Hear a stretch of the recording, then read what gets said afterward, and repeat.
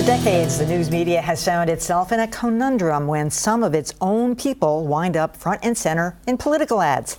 It's a battle television stations have fought and lost. But this week, one of our Beat the Press panelists saw her image in a pro-Martha Coakley ad and took action.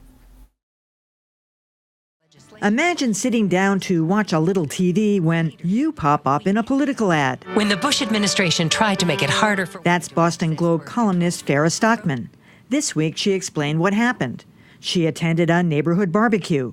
Martha Coakley showed up and her photographer posted their picture on Coakley's Flickr page. Then, a pro-Coakley super PAC grabbed the pic and put it in the spot.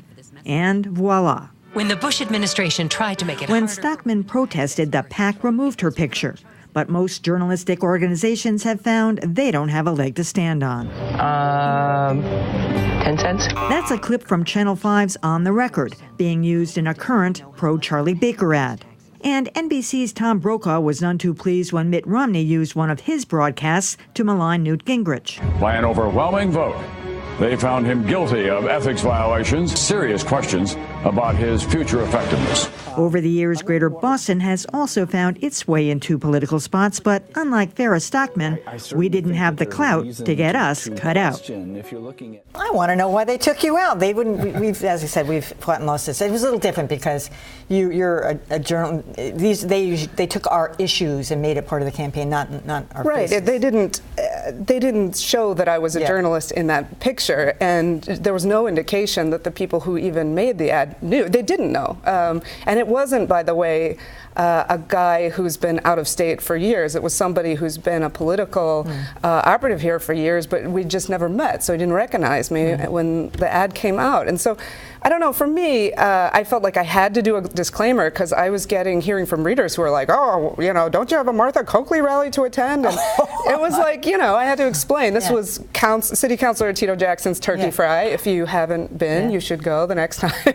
And everybody's there. It wasn't for her specifically. And so I do think it's a little reckless when you show up at something that's very public and you take 1 million pictures of yourself and all these members of the public who are talking to all candidates, and then you put them on your Flickr page when you know that everybody else is going to take that for their third-party ad. And I will say, I think Martha's like finding her voice. She's, you know, she's.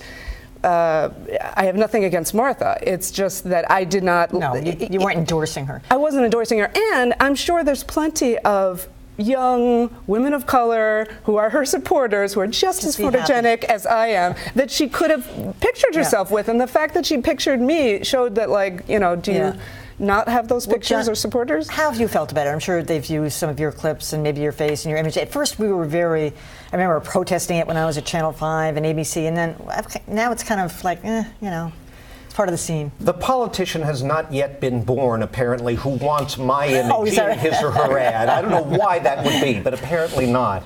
So I don't know whether to be flattered or insulted or what. But, you know, what can you do? I mean, there's legal fees involved. You may be on shaky legal ground, depending on... I didn't really see a problem with the way the Romney campaign used that Brokaw clip. He's just reporting a story. Maybe Brokaw didn't like it. I understand that. I have found in my written work over the years that the best way to avoid the horror of having your column regurgitated by a campaign is not to ever write anything flattering that a politician would. That has served me well over the years. Is it interesting? It's a legal question, but in the sense, in American law, fair use essentially allows campaigns to do this. It's not something that a lawyer will tell you, you've got a great case, go after this. It's actually interestingly different in Canada, where this sort of is completely illegal. And the current government there is trying to pass a new copyright law that will specifically allow campaigns to do what was done to you. So they're wrestling with those same sorts of issues. I tend to think that journalists benefit from a vibrant use of fair use in their work, and I tend to think that we have to allow that to happen. But I think it's appropriate in these sorts of circumstances to say we have a platform, we're going to use it to try and communicate that our presence is not meant as an endorsement. Well, I agree with Josh. I mean, essentially, this is free speech. It's protected by the First Amendment. The best thing to do is to complain loudly, which you we did. Used to. Well, you got it taken care of. Yeah, and it resulted in the picture being taken down. So it was. They may think twice about doing that the next time if they did it deliberately, and I know you don't even think they did. No, they didn't. I was especially interested, though. I believe you brought this out in your column, Farah, that these PACs that are supposed to be completely independent of the campaigns routinely go to the campaign website to pick up on photos, which raises the question of just how separate are they really? Not just the Coakley campaign, but all of them. All right.